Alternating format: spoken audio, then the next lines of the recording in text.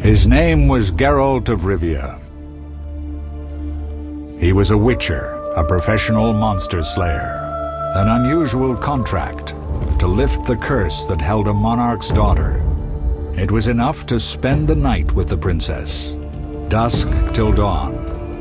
If only she were not a deadly beast, a striga. The traitor responsible for the curse became the bait.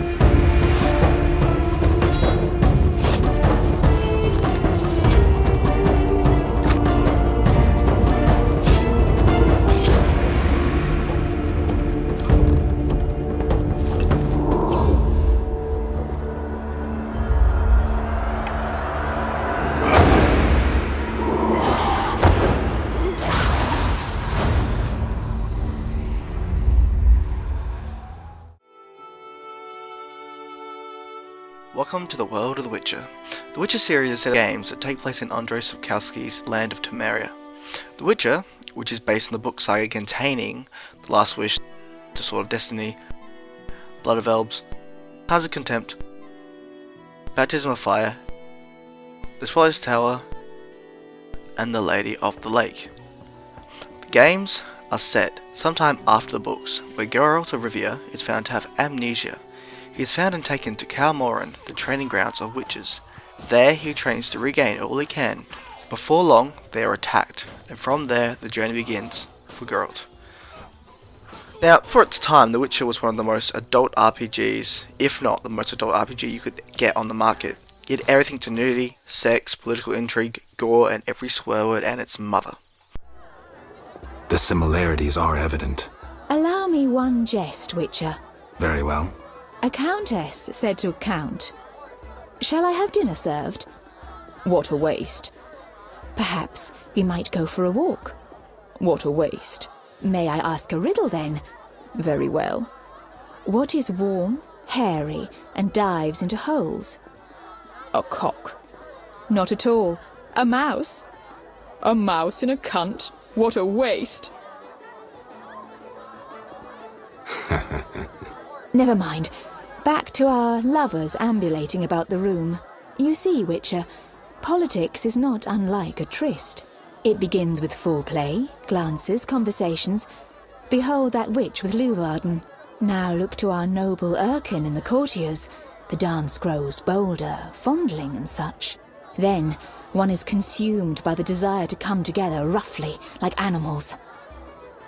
Finally, one is left with sad, passionless copulation. Velerad and Duet, for instance. Excuse me, Your Highness. Sore throat. We are adults, Geralt. We both know the desires of men.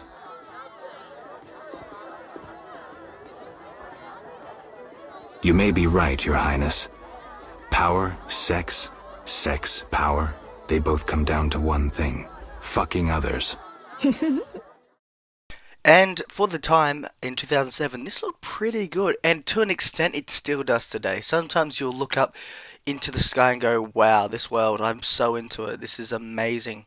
And sometimes look at it and go, she's naked. She looks like a Oblivion mod. Why do I know there's a naked Oblivion mod? Well, there you go.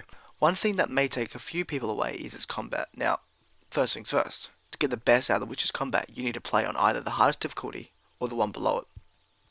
On easy and normal, it's fairly easy to fight your way through the game, and you will barely play like a Witcher. And to truly understand this game, you need to play like a Witcher. Every fight could be your last. You must be tactical. If you're fighting in the swamp, go purchase a book on swamp monsters. There you will learn the weaknesses, such as fire damage or a certain style that will hurt it more. You'll learn to add certain oils to your swords, add damage, and fight away the monsters. Then go buy yourself some ingredients to create a potion that could give your science more power, or your vitality more time to regenerate faster. Too much potion will give you toxicity, which will hamper your abilities in fighting. You gotta fight smart, and become Geralt yourself. there you have a hell of a fun time. Note, however, this footage is done on normal, with Witcher 3 only a few short days away. I needed to blast through and get to the main story as fast as I could. However, if you have the time to slow down, do it. Do the side quests, read the lore, for the Witcher world is as deep as Lord of the Rings. Now, swordplay can be a hit or a miss, for most people. Truthfully, I enjoy the combat. It's different, especially for today's standards. You have a silver sword for monsters and a steel blade for humans. Both can be upgraded with stones and given temporary upgrades with oils. Fighting is basic. Click, wait for the icon to change, and click again to chain attacks. However, during your fight, you can change your stance from fast, power to group. You can also perform violent kills on fatigued enemies. You can also pause gameplay at any time. You can also change views from top-down view to a closer view to a third-person from behind view. Your choice, really. The Witcher is a very long game, 30 to 50 hours on your first playthrough. Again, that can double doing another playthrough to do different choices, which do stack up, and some choices you'll make at the start of the game won't come apparent until halfway through a game or near the end of the game. Now, leveling up in this game is quite easy. You get more experience points by doing quests, but you still get experience points for killing monsters. When you level up though, you need to find a area that you can sit down, light a fire, and meditate. Now, unlike number 2, you can't meditate anywhere. You have to find a scattered, unlit fire, light it up, which you'll need a substance to light it up with. You can't just use your igni, from what I understand. You have to light up the fire, meditate, and from here you can make your potions, upgrade your abilities, and then meditate for a few hours and all that. It's a bit tedious, it can be annoying at times, but it's a bit more tactical, and I like that. Yeah, I thoroughly enjoy that.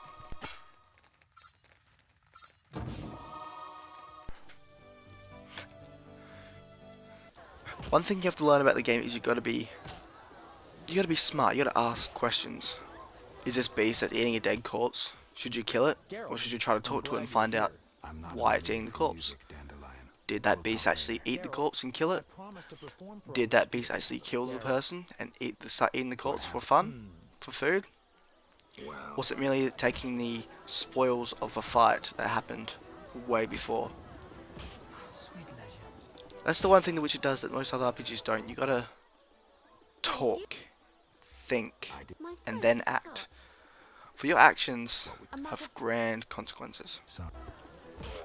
In the end, The Witcher is an amazing game to play. It has shortcomings, sure. It looks like a 2007 game, its gameplay isn't for everyone, but it runs on any computer from 2007 up. It has a brilliant story with choices that make you think. It has amazing characters such as a drunken violent dwarf, a sexy sorceress, and a bard who just loves to run his mouth. And a lore of magic and violent politics that would make any Tolkien fan happy. Now, be warned, the last part of the game ramps up in difficulty, so stock up on swallow potions and sword boosters. You will need it.